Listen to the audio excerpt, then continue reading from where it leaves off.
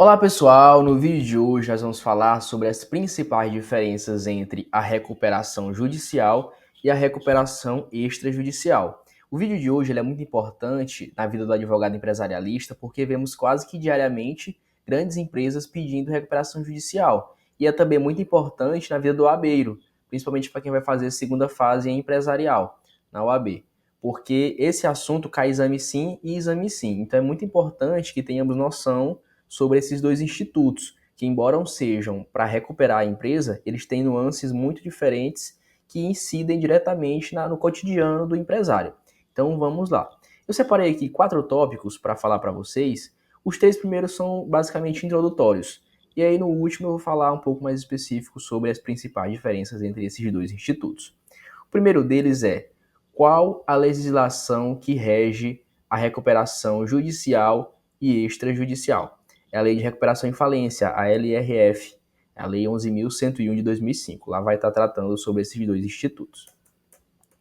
O segundo ponto que eu trouxe para vocês é: quais os objetivos da recuperação judicial e extrajudicial? Pois bem, eu até falei disso no meu TCC, para bacharel em Direito, eu fiz um TCC sobre isso, sobre os objetivos da recuperação judicial e extrajudicial. É basicamente para que essa empresa que está passando por uma dificuldade, ela possa se reerguer novamente, que ela supere aquela crise econômico-financeira para que haja manutenção da fonte produtora, do emprego e dos interesses dos colaboradores, para que assim possa atingir a sua função social e um estímulo à atividade econômica. Então, o Estado ele fornece esse instituto, esse instrumento para que a empresa que está passando por dificuldades, lembrando, dificuldades que possam ser possíveis de ser recuperadas, então de serem superadas, então ele fornece esse instrumento, beneficia essa empresa para que ela retorne para o mercado e assim possa continuar fomentando o fornecimento de produtos, gerando empregos. Então é um instrumento realmente que beneficia o empresário que está regularmente e também tem alguns requisitos específicos que vamos ver mais abaixo.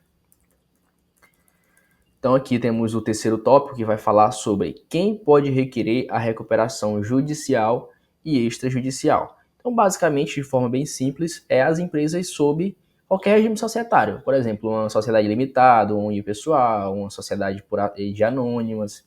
Então basicamente essas sociedades. Uma novidade aqui é que o STJ, em uma decisão, disse que uma associação sem fins lucrativos poderia pedir uma recuperação judicial porque ela exercia atividades típicas de empresa. Então é uma coisa importante para que nós temos que nos atentar, a jurisprudência. Então aqui vamos agora partir para o ponto 4, que é o principal ponto deste vídeo. Então já deixem um like, comentem aqui, curtam e compartilhem. E vamos para o ponto 4, que é: qual a diferença entre a recuperação judicial e extrajudicial? Acho que você já está se perguntando sobre isso. Então aqui, inicialmente podemos dizer que na primeira, que é a recuperação judicial, o processamento é feito através de uma ação judicial. Ou seja, o advogado vai peticionar nos autos, vai adentrar no juízo e vai peticionar. E aí para que ele possa ser resolvido de forma judicial. Já na recuperação extrajudicial, a empresa e os credores promovem uma negociação prévia que posteriormente pode ou não ser homologada pelo judiciário. Então, nesse caso aqui, explicando de uma melhor forma, você vai chegar para os seus credores, o empresário vai chegar para os credores e vai dizer assim: ó, eu estou com essa dívida, está muito difícil, se a gente não renegociar, se a gente não fizer uma recuperação extrajudicial, eu não vou conseguir pagar vocês, porque eu não estou tendo mais lucro para pagar as dívidas. Então, a gente vai ter que chegar nesse acordo, fazer esse plano, e aí a gente leva para o juiz e aí ele vai homologar, caso seja viável. E aqui vamos trazer o ponto 4.1, que é de forma bem sucinta as diferenças. Aqui eu achei por bem colocar esses dois quadros um do lado do outro, para que a gente possa ir comparando aqui em tempo real as suas principais diferenças entre a recuperação judicial e a extrajudicial. Lembrando que aqui no tópico onde está, na imagem onde está o mouse aqui, é a recuperação judicial, e agora no tópico onde está o mouse, onde eu estou com o mouse agora, é a recuperação extrajudicial. Aqui vamos para o ponto A. Pois bem, aqui podemos ver que a empresa, na recuperação judicial, pode pedir. Vamos ler aqui do começo. A empresa que pedir recuperação judicial somente poderá fazer pedido equivalente se decorridos 5 anos da anterior. Basicamente, o que esse tópico quer dizer é que, na recuperação judicial, para que você possa pedir novamente uma recuperação judicial, você tem que esperar 5 anos desde o seu último pedido. Um exemplo clássico. Se eu peço uma recuperação judicial hoje, então eu tenho que esperar passar 5 anos para pedir de novo. Ou seja, eu só vou pedir lá para 2030. Entendeu? Porque vai ter transcorrido 5 anos desde o último pedido de recuperação judicial. Se eu for pedir uma recuperação judicial hoje e for pedir outra em 2027, eu não posso, porque não decorreu esses 5 anos. Já na recuperação extrajudicial, o prazo é de 2 anos, desde o último pedido. Então, se eu pedir hoje a recuperação extrajudicial, eu vou poder pedir novamente uma recuperação extrajudicial em 2027, por exemplo, porque já transcorreu o prazo de 2 anos desde o último pedido. Na letra B, temos os créditos de natureza trabalhista e de acidentes do trabalho podem ser incluídos na recuperação judicial. Já na recuperação extrajudicial, esses créditos de natureza trabalhistas e de acidentes de trabalho não podem ser incluídos. A letra C vai falar que, após o pedido, a empresa não poderá alienar seus bens sem autorização judicial. Já na recuperação extrajudicial, após o pedido, a empresa poderá, assim, dispor de seus bens sem autorização judicial. Gente, basicamente quer dizer que, após o pedido de uma recuperação extrajudicial, aquele empresário ele não vai poder se dispor de seus bens da forma que bem entender. Para que ele possa se dispor de um bem, que ele possa vender, se desfazer de um bem, ele tem que pedir uma autorização judicial, e aí o juiz vai analisar se é válido a forma que ele está tratando aquele bem, a forma que ele vai se dispor daquele bem. Já na recuperação extrajudicial, não. Ele pode se desfazer do bem da forma que ele bem entender. A letra D vai dizer que pedidos de falência são suspensos na recuperação judicial. Já na recuperação extrajudicial, os pedidos de falência não são suspensos. Então, é uma vantagem aqui da recuperação judicial que tem a suspensão daqueles pedidos de falência. Na recuperação extrajudicial, não. Então, aqui o tópico E da recuperação judicial, onde está o mouse aqui, vai dizer que o despacho do juiz determinando o seu processamento significa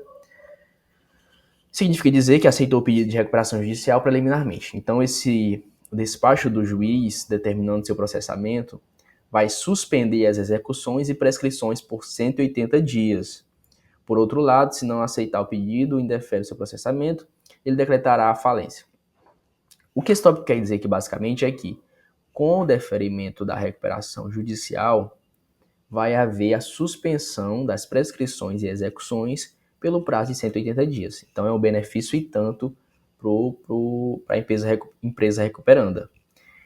Mas também o lado ruim é que, caso esse pedido seja negado pelo juízo, vai haver uma convolução em falência logo a pronto.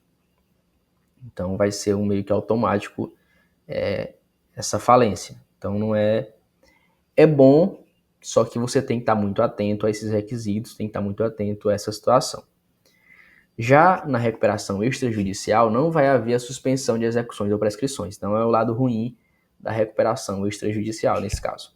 Podemos ver que até agora que sempre há uma coisa boa de um lado e outra coisa que não é tão boa de outro. Então, vai variando assim esses dois institutos. Aqui na letra F da recuperação judicial, podemos destacar que a decisão que rejeitar o pedido cabe recurso de agravo de instrumento ao Tribunal de Justiça. Já na extrajudicial, vai dizer que a recusa na homologação pelo juiz comporta recurso de apelação ao Tribunal de Justiça. Basicamente, aqui está dizendo que, quando houver o pedido na recuperação judicial, se o juiz negar, vai caber um recurso de agravo ao Tribunal Superior, nesse caso, o Tribunal de Segundo Grau. Já na extrajudicial, caso ele haja um acordo ali entre os credores e ao levar para o juiz homologar, o juiz não homologou, vai caber ali um recurso para o Tribunal de Justiça também. De qualquer forma, os dois vão para o segundo grau, só muda o instrumento a ser usado ali naquelas situações. Um é agravo e o outro é apelação. O último tópico aqui que eu destaco para vocês é que, na recuperação judicial, se for decretada a falência da empresa em recuperação judicial, as dívidas voltam ao seu estado original anteriormente ao pedido. Aqui quer dizer, em síntese, que se for decretada a falência durante aquela recuperação judicial, as dívidas elas vão voltar ao seu estado original e basicamente quer dizer que se você, durante aquela recuperação judicial, recebeu uma falência, teve uma sua falência decretada, as suas dívidas retornarão ao estado inicial. Então, vamos supor que você pagou metade das dívidas, mas durante aquela recuperação houve um pedido de falência e houve a decretação dessa falência, então as suas dívidas retornarão ao estado inicial completo, embora você já tenha pago metade. Já na recuperação extrajudicial é bom porque, se for decretada a falência da empresa em recuperação extrajudicial, as dívidas não vão retornar ao estado original anteriormente ao pedido. Então, se nesse caso, na extrajudicial, você já tinha pagado metade das suas dívidas e houve a decretação da falência durante esse processo, então suas dívidas não retornarão ao estado inicial. Então, você vai continuar com a metade da dívida ali para saldar na falência. Tem uma pequena exceção aqui que a gente tem que ler, que é a menos que ela não tenha sido homologada pelo juiz. Então, esse benefício da recuperação extrajudicial de não retornar ao estado original da dívida só é para os casos em que há uma homologação do juiz. Basicamente vai estar validado ali, então, quando há uma homologação pelo juiz, há uma proteção e esse benefício neste caso aqui. Então, gente, espero que tenham gostado. Esse foi mais um vídeo sobre recuperação judicial e extrajudicial. E eu fico por aqui.